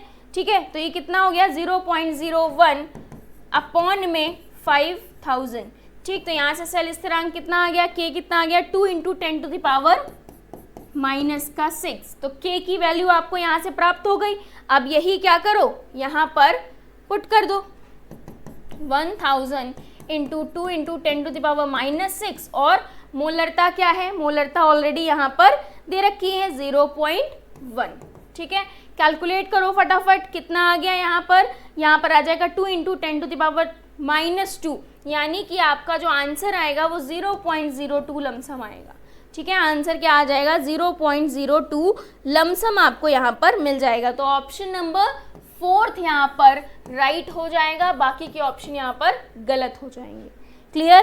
तो ऑप्शन 96 का 4th इज राइट। क्लियर है? चलो नेक्स्ट क्वेश्चन 97 नंबर का क्वेश्चन क्या कह रहा है, निम्न अभिक्रिया के लिए अर्ध आयु, ये अभिक्रिया आपको दे रखी है। ठीक, और इसके लिए अर्धायु STP पर यदि इतने ग्राम N2O5 की आरंभिक या फिर प्रारंभिक मात्रा लें तब 9.6 आवर बाद कितनी ऑक्सीजन प्राप्त होगी। तो यहाँ पर सबसे पहले 1 मोल में आधी मोल यहाँ पर कंज्यूम्ड हो रही, तो सबसे पहले हमें पता करना है कितना कंज्यूम्ड हो रहा है, उसके बाद कितना बच रहा है ओवरऑल, देन हम उसे कैलकुलेट करेंगे। ठीक, तो सबसे पहले यहाँ पर अगर आप लिखोगे तो सबसे पहले मोल्स निकालो, तो सबसे पहले जब आप मोल्स निकालोगे तो 10.8 ग्राम दे रखा है। ठीक, और N2O5 का अगर यहाँ पर मास देखोगे तो कितना हो गया 108, ये कितना आ गया कैलकुलेट करो, मोल्स आपको मिल गए 0.1। ठीक, कितने मिल गए 0.1 मिल गया। अब फॉर्मूला क्या कहता है, N = अर्ध आयु के लिए N0 और हाफ पावर N। अब देखो आपको N यहाँ पर क्या करना है, कैलकुलेट करना है। N कैसे कैलकुलेट करोगे, आपको दे रखा है 9.6 अपॉन में 2.4। ठीक, तो यहाँ पर कितना आ गया 2 आ गया है ना, कितना आ गया 2 आ गया या 4 आएगा, 4 आ जाएगा। ठीक है, ये आ जाएगा 4।